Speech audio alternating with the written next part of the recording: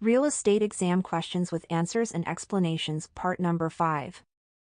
What is the purpose of a time is of the essence clause in a real estate contract? A. To allow flexible deadlines.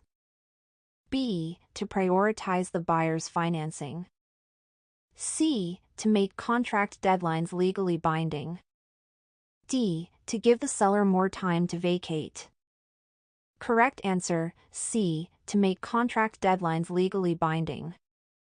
A time is of the essence clause makes all dates and deadlines in the contract strict and enforceable. Failure to meet a deadline could be a breach.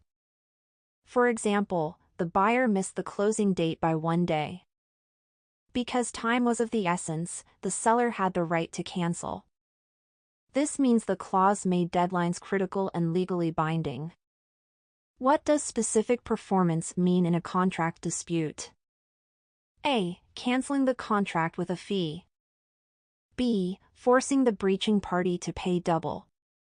C. A court order to fulfill the contract as agreed. D. Allowing either party to walk away. Correct answer, C. A court order to fulfill the contract as agreed. Specific performance is a legal remedy that forces a party to complete the contract instead of just paying damages. It's often used in real estate since land is considered unique. For example, the seller tried to back out, but the court ordered specific performance.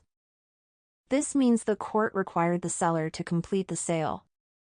Which of the following best defines novation in real estate contracts? A. Replacing the contract with a new one. B. Recording the contract with the county. C. Terminating the contract due to inspection issues. D. Adding an amendment to the original contract. Correct answer, A. Replacing the contract with a new one. Novation is when one contract is replaced with a new one, with consent of all parties. It extinguishes the original agreement. For example, after a buyer switch, the contract was rewritten through novation. This means the original contract was replaced by a new one with different parties. In a real estate contract, what does contingency mean? A. A permanent clause that cannot be removed. B. A requirement that must be met for the contract to proceed. C. A penalty fee for delays. D. A lender's disclosure form. Correct answer, B. A requirement that must be met for the contract to proceed. Contingencies are conditions, like financing or inspection, that must be fulfilled for the contract to stay valid. For example, the sale was contingent on appraisal, so the buyer could cancel if the value came in low. This means the appraisal was a condition that had to be satisfied. What is liquidated damages in a real estate contract? A. A refund given to the seller if they cancel. B. The buyer's closing costs. C. A pre-agreed amount of damages in case of breach. D. A penalty for late possession. Correct answer, C. A pre-agreed amount of damages in case of breach. Liquidated damages specify the amount one party will owe if they breach the contract. It avoids the need to calculate actual losses. For example, the buyer walked away, so the seller kept the earnest money as liquidated damages. This means the deposit was the agreed-upon compensation for breach. What does equitable title mean? A. Ownership recorded with the county. B. Legal title granted at closing. C. A buyer's future interest before closing. D. A lease agreement. Correct answer, C. A buyer's future interest before closing. When a contract is signed, the buyer holds equitable title, meaning they have a future right to full ownership. Legal title transfers at closing. For example, after signing the contract, the buyer had equitable title even before closing. This means they had a future claim to ownership. What does the merger clause in a contract do? A. Voids all previous contracts. B. Combines the appraisal and inspection into one clause. C. Ensures oral promises are enforceable. D. States that only what's written in the contract counts. Correct answer, D. States that only what's written in the contract counts.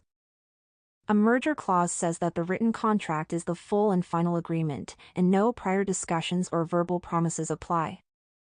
For example, even though the seller promised to include furniture verbally, the merger clause meant it wasn't enforceable. This means only what was in writing mattered. Which term describes a contract that is valid but cannot be enforced by law? A. Unilateral. B. Voidable. C. Executed. D. Unenforceable. Correct answer, D. Unenforceable. An unenforceable contract has all the legal elements but cannot be upheld in court, like one that violates the statute of frauds. For example, the handwritten contract lacked signatures, making it unenforceable.